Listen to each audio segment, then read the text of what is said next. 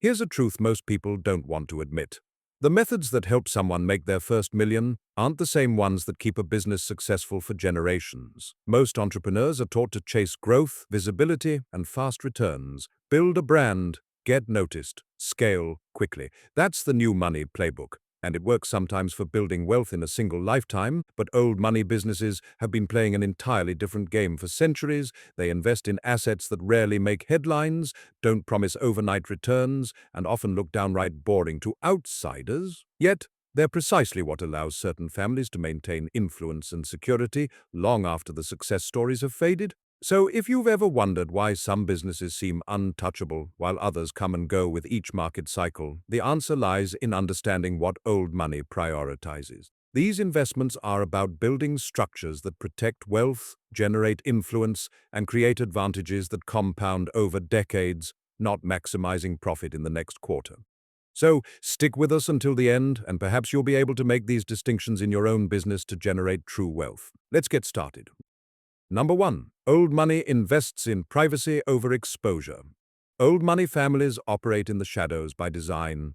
They pour resources into legal structures that shield their operations, estates built for discretion, and entire teams of professionals whose sole job is keeping their affairs out of public view. Walk past their properties, and you won't find flashy signs or social media-worthy architecture. You'll find walls, gates, and silence.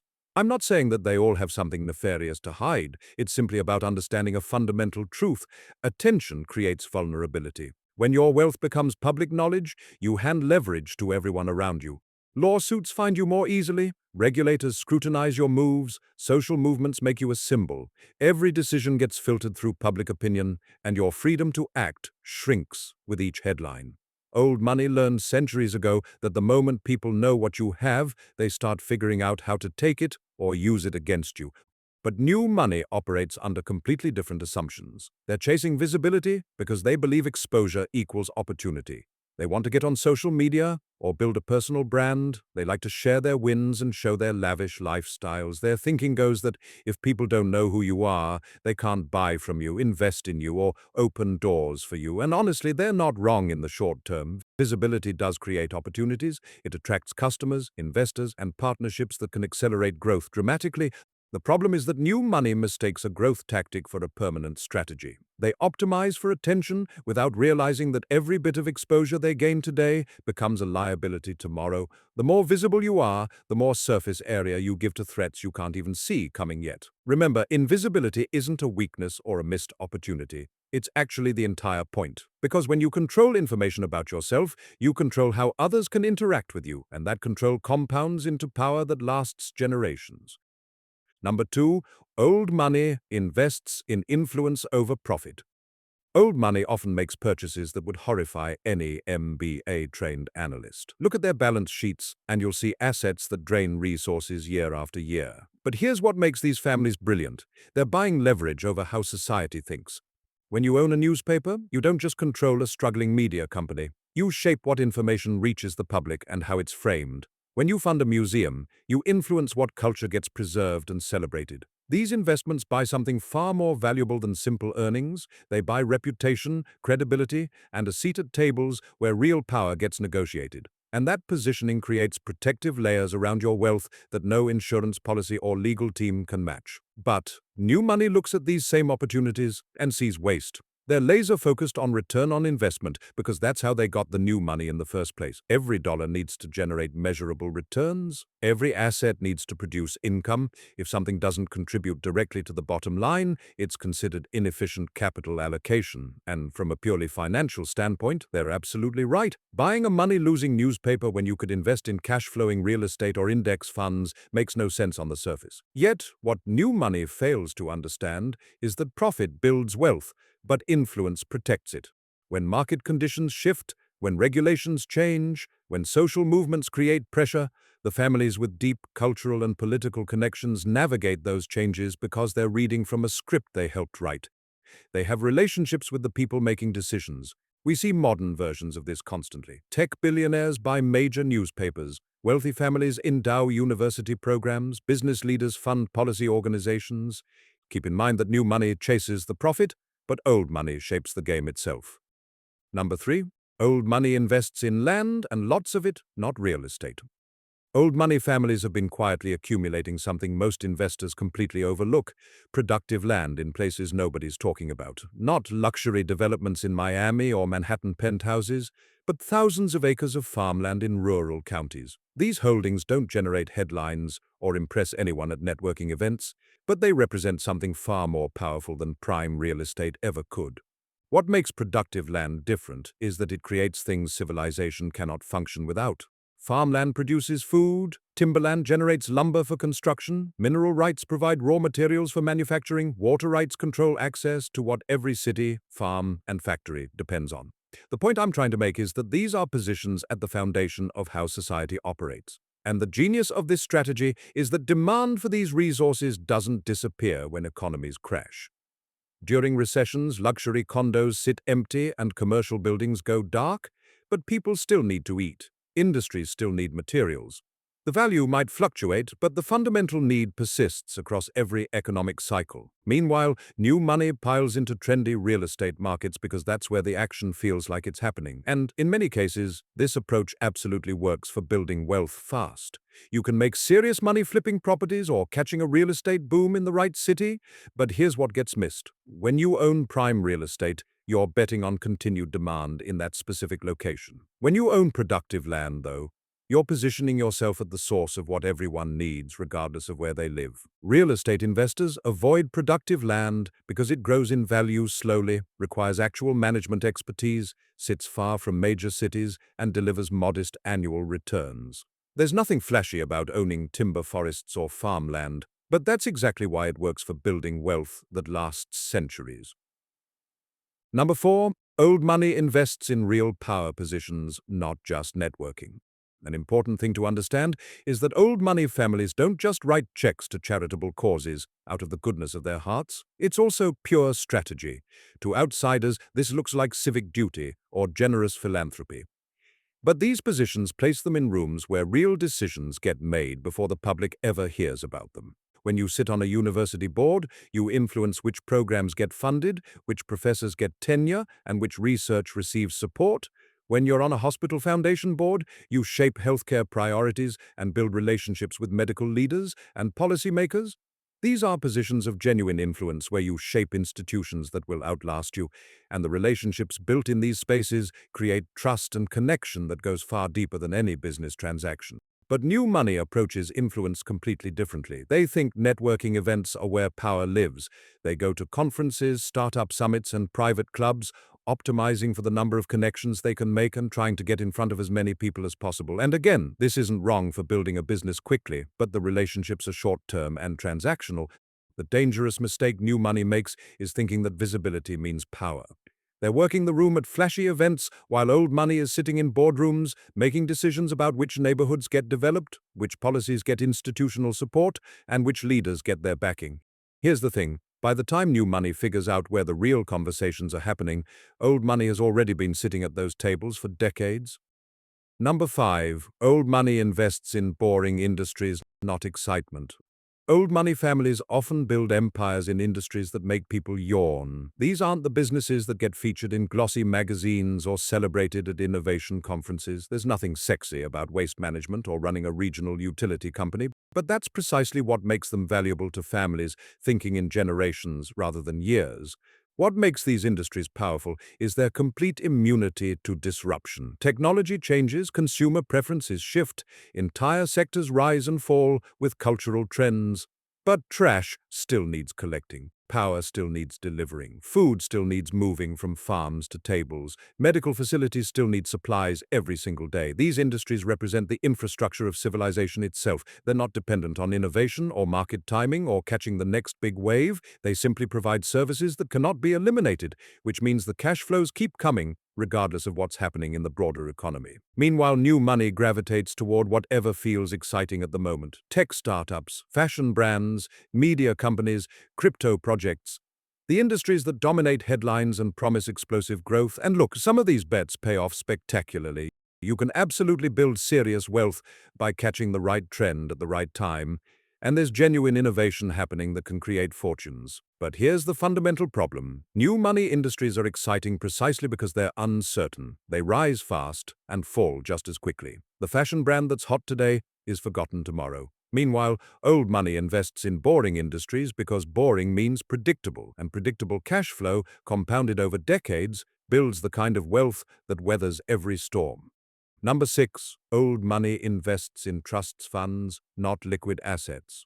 Old money families lock their wealth into structures designed to last beyond any individual's lifetime. They build long-term funds that can't be touched on impulse or drained by a single generation's poor decisions. What makes this approach powerful is that it removes wealth from the chaos of individual decision-making. People make emotional choices. They overspend during good times, they panic during crises, but trusts and foundations operate according to established governance structures. The money flows based on rules set by previous generations who thought carefully about long-term preservation. This means the wealth survives individual mistakes, economic downturns, family conflicts, and all the other forces that typically destroy fortunes within a few generations. But new money operates from completely different assumptions about ownership. They see liquid assets as the goal because they want freedom and access. They built the wealth themselves, often from nothing, and they want to enjoy it without restrictions. The attitude is straightforward. It's my money, I earned it, and I should be able to do what I want with it. The issue is that this mindset optimizes for individual control while sacrificing long-term preservation. New money wants immediate access, which means the wealth remains vulnerable to every impulse, pressure, and crisis that comes along. One bad investment decision can wipe out decades of gains. One divorce or lawsuit can dramatically reduce what's passed to the next generation. But old money designs systems specifically to prevent these scenarios. They accept less personal freedom today in exchange for ensuring the wealth survives for centuries. The money isn't just theirs to spend. It's a legacy they're stewarding for generations to come. Number 7.